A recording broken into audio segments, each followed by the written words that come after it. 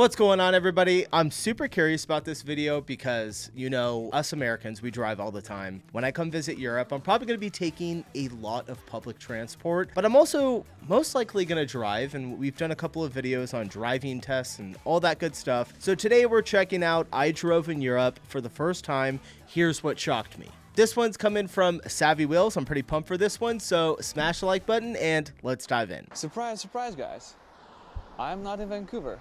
I'm actually in the Alps, near the Salzburg city, and we're driving back. The Alps. Oh gosh. By the way, everyone, I saw what happened in the Swiss Alps at the New Year's Eve celebration. Absolutely horrendous. I felt so bad. I was gonna make a video on it, but it literally happened like last night, and I don't really know all the details yet of what happened, but my heart is with everyone over there. I know it was just a massive tragedy, so sending my love to all of my Swiss friends, anyone affected. Just got to get that in there really quick. I am aware of it, though. I did see it, so yeah, maybe we'll like touch on it later, but it's still so new and just kind of want to wait a little bit. So anyway, all right, let's keep going. Back to Vienna.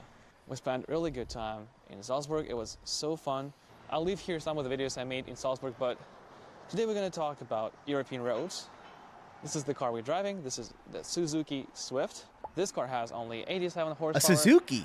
It's still a great commuter, even on Austrian autobahns, which have... Oh, that's so funny. We do not have, you rarely ever see a Suzuki car. We have the motorcycles, but you don't see too many Suzuki,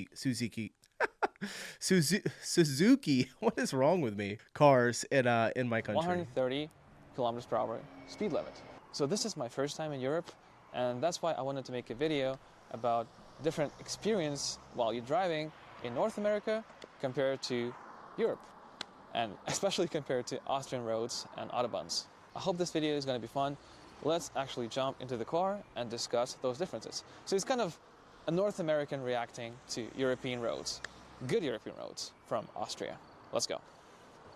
Are we going anywhere outside of Austria? Yes. Or are we just sitting in Austria? This is a manual one. This car only comes in a manual form, or you can go for a CVT. Which I'm going to say that it looks really nice. The car looks nice. Suzuki, huh? not fun. I'm looking for a new car too, but... I was kind of watching over other people's cars here in Europe, just to double check if they actually drive manuals more. Is that an Alfa and to Romero? my surprise, all of the cars Mini I've Cooper? seen had a manual transmission in it, which is actually very, very cool. You don't see that much often in North America. Literally never. Nobody drives a manual unless you have like a really nice sports car, which I miss. I used to love driving a manual. My Mustang, it was such a blast. So let's actually start talking about some of the differences that I saw right away. I have not driven in any other country rather than Austria, so take this with a grain of salt, but roads in Austria are super, super good. This car... I know the comments are going to be like, so you drove in Austria for the first time, not Europe, right? Car has a very short base, so you should not have a really good ride. Since these roads are so good, you don't even notice the imperfections, which is very, very cool, and you actually enjoy it. Huh. So this is our... Oh, that's different. Exit. This is actually a highway road, so we might as well attack it. Let's see. You see, you don't need to have lots of horsepower to have fun.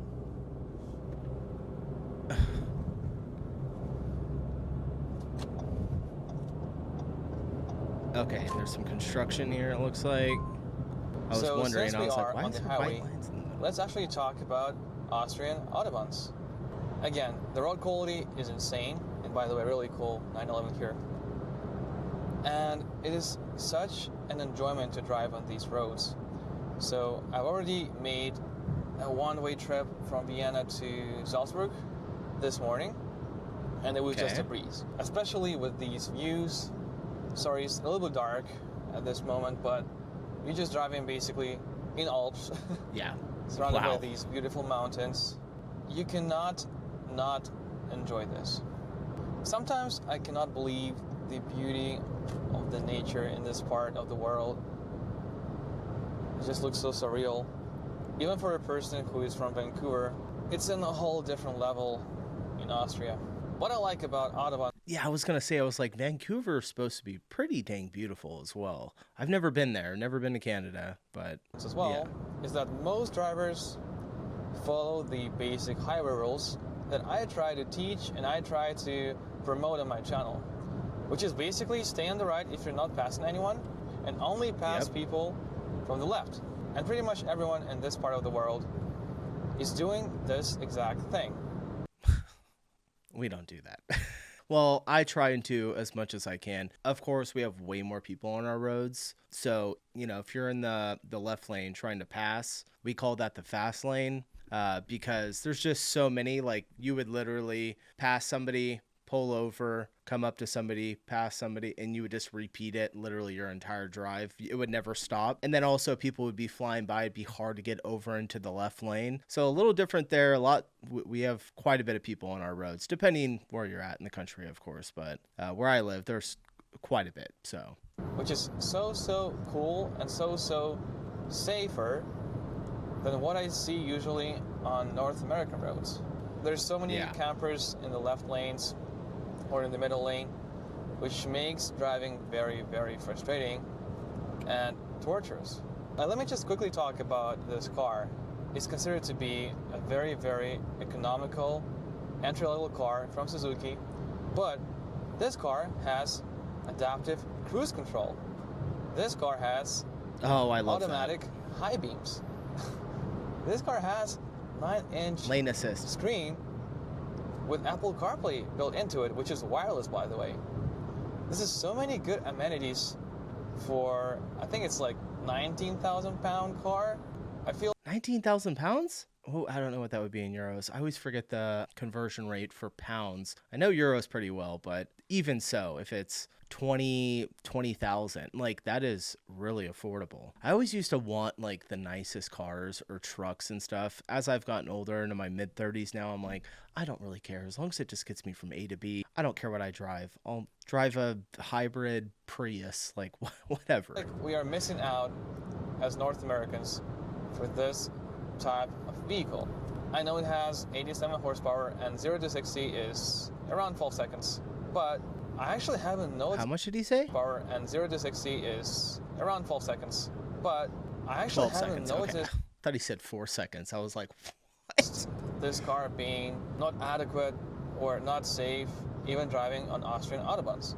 You can see we're driving 120 kilometers per hour. I'm usually driving like close to 130. It's fine. This car only has 1.5 liter 3-cylinder engine, so it's very fuel efficient due to its low weight and just overall great, efficiently built car. It has all physical controls that you want.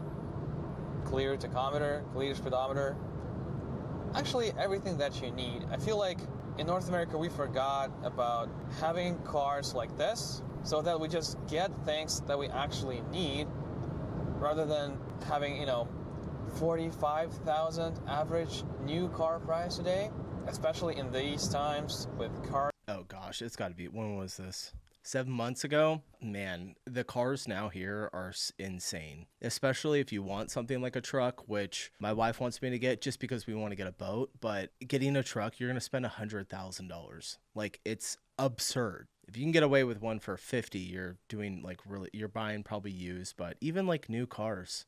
When we bought our Kia, I think it was $47,000. It was pretty insane. That was like 6 years ago. It's paid off. Our tariffs with the recession going on, this is what we actually need in Canada and US. This is what I want. So the next thing I noticed, especially in Austria, is that they are enforcing really harshly all of the rules, especially speed limits. So that's why I'm not going over the speed limit usually anywhere in the city or on the highway.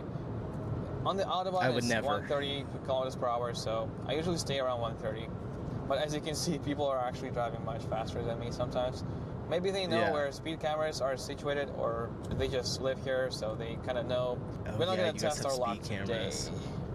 When I was growing up, people were telling me that Germans and Austrians are very strict with their rules and they like to follow them. So I was thinking going into driving in Austria that all people are gonna show their turn signals, every single time. I thought that they're gonna leave enough space behind you, enough space in front of you all the time. But as it usually happens all the time, whenever I go to any country I visit, is that people are actually the same everywhere. So even I'm so happy he said that. It's like the stereotypes that we all have through our different countries. And then you kind of realize you're like, oh, we're kind of like all somewhat similar. Like we have different groups. Like some people do follow the rules. Like when I drive, my wife calls me an old man because I literally drive the speed limit, follow all the rules.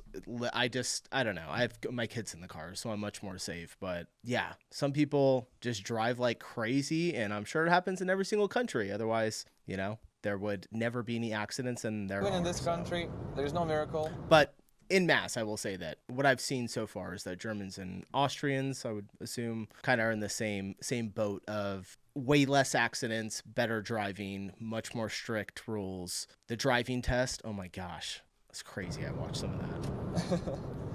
You will not see like a very huge difference in driving quality, honestly. So the next thing, a good thing, is driving in the city. Even though you would think that in a city like Vienna, you're gonna see lots of cars, it's not actually the case, because I feel like they did a great job with giving people an opportunity, a choice to either commute by cars or public transport. And most of the people are gonna choose public transport. I have a couple of friends in Vienna and they don't have a car because it doesn't make sense. So that leads to a situation where there's not actually lots of cars in the city.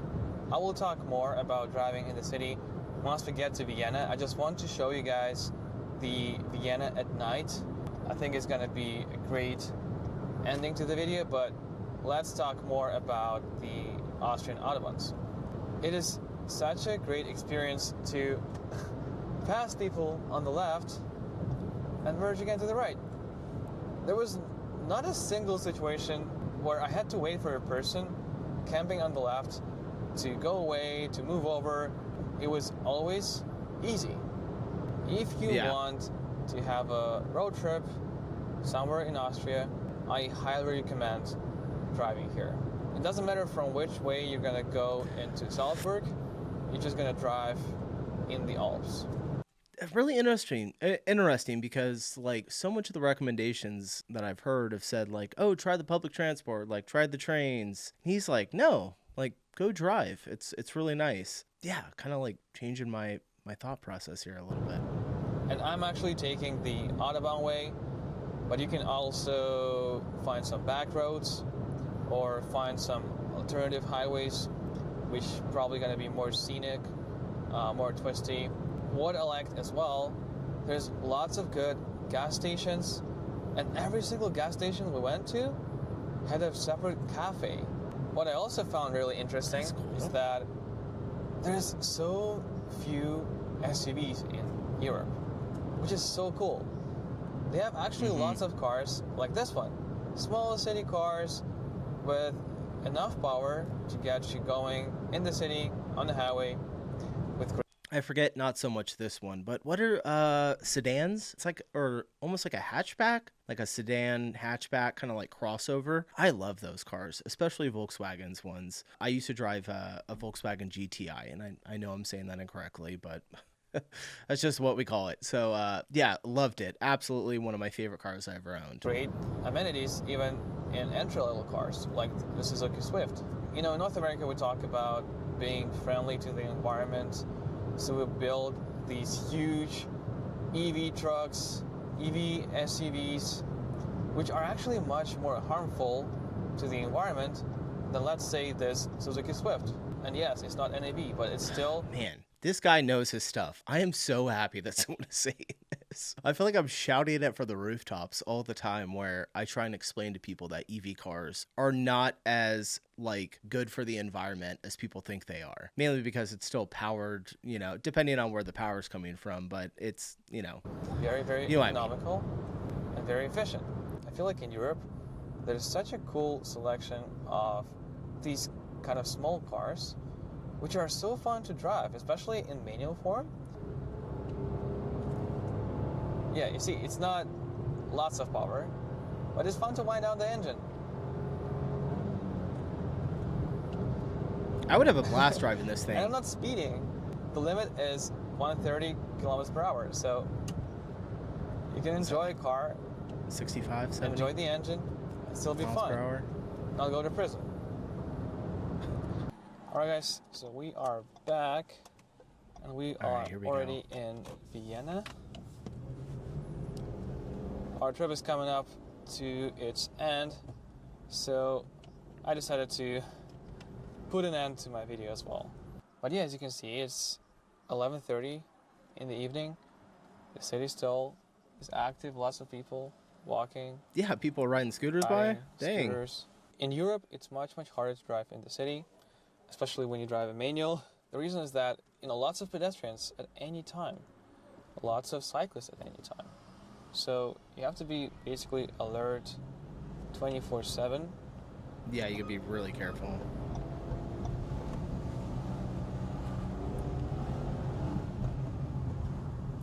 But still, the roads are pretty nice. Everything is greatly laid out. It's Austria, so what would you expect? So let's Yeah. see what we can do with this junction. Alright, no cars, no people. Alright, cool. It looks so different. The manual always makes it fun, even in the city. Ah, a lot of But parking on overall, the street. I enjoyed this trip so much, regardless of my driving experience in here. Just traveling to Europe is so much fun. So I think it is an awesome experience to drive in Europe if you would like to have one. I highly recommend Going into a parking to garage. rent a car in Europe, especially in a city like Vienna. It could be quite fun. This is where my trip ends. And as always, stay safe out there. Keep enjoying the drive, and I'll see you in the next one. Oh man, I know how time consuming it was for him to put the blurs over all the license plates, but I really appreciate it. That's nice. That's a good gesture. Probably a law too. You probably can't show other people's license plates, but I know how you do that, and it's kind of a pain. So, all right, Savvy Wheels. That was interesting. That was like a breath of fresh air. I don't know what I was expecting. Maybe not night driving. It was still really interesting though, and I was kind of like really into the video.